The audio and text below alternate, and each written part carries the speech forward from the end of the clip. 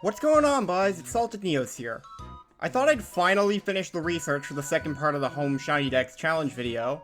I had the script written out and everything, but I decided to put it off to first look into QR codes again, because I'd tried multiple times in the past with no progress. This time, however, there was indeed progress while looking into them, and as a result, I think I need to make a small update video about what I found. I said in part 1 of the Home Shiny Dex video that Dusk Lycanroc can't be scanned through QR codes and scans as Midday Lycanroc instead. Well, it turns out that's not actually because it can't work, but because someone fucked up when they were putting that QR code in the Pokédex.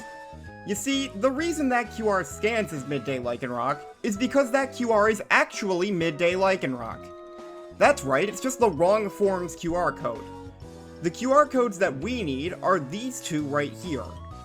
These QR codes aren't in the QR code pack either, and they were generated thanks to a program that my good friend Altissimo stitched together, along with some help from Shady Gamer X, that's using the meme crypto code found in PK Hex, which is basically the encryption that's preventing these codes from being generated by normal means. That code in PK Hex is then a variant of a code written by Skyers M in a small 3DS app that was made to test the encryption, simply called Meme Crypto Test.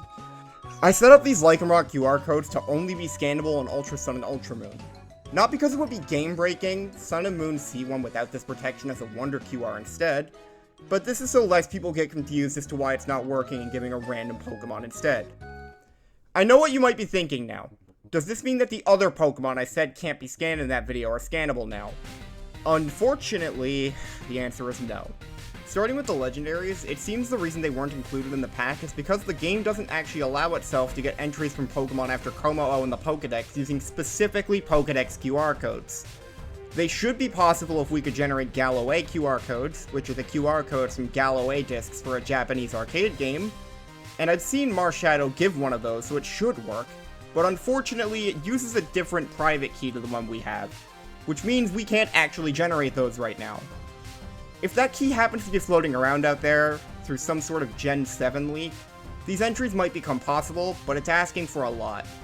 We need one of the few private keys which match up to some of the events that were used to give extra QRs. I know keys 4 and 6 should work, because Solgaleo was distributed through both of those in the past. That leaves the Cat Pikachu to explain, and unfortunately, the game also seems to have an exception for those that turns them into regular Pikachu. We can prove this even by using this QR code right here. This QR code is for Partner Cat Pikachu, which in Sun and Moon doesn't exist and will give us a Wonder QR instead, but in the Ultra games will scan as a regular Pikachu 100% of the time. The fact that there's a difference here means the game knows that Pikachu Form 7, which is Partner Cat Pikachu, is a valid Pokemon in the Ultra games, but then spits out a regular Pikachu anyways for whatever reason. However, this isn't everything quite yet. You see, the QR code pack also had some useless codes for Totem Pokemon to scan as well. They're useless because Totem Pokedex entries can't be registered without hacking, however they do show the size difference when scanned, so I figured I might as well generate the QR codes for the new Totems that are in Ultra Sun and Ultra Moon. Here are the QRs for Totem Araquanid. These are for Totem Marowak.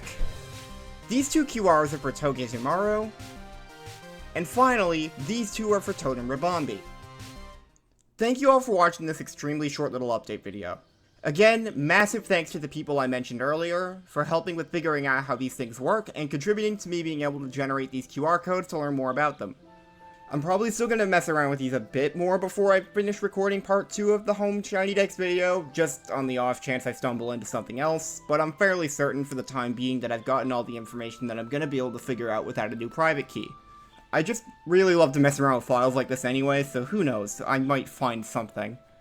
I'll see you next time, hopefully for part 2 of that video, but there might be something else that comes out first because I've been working on multiple projects.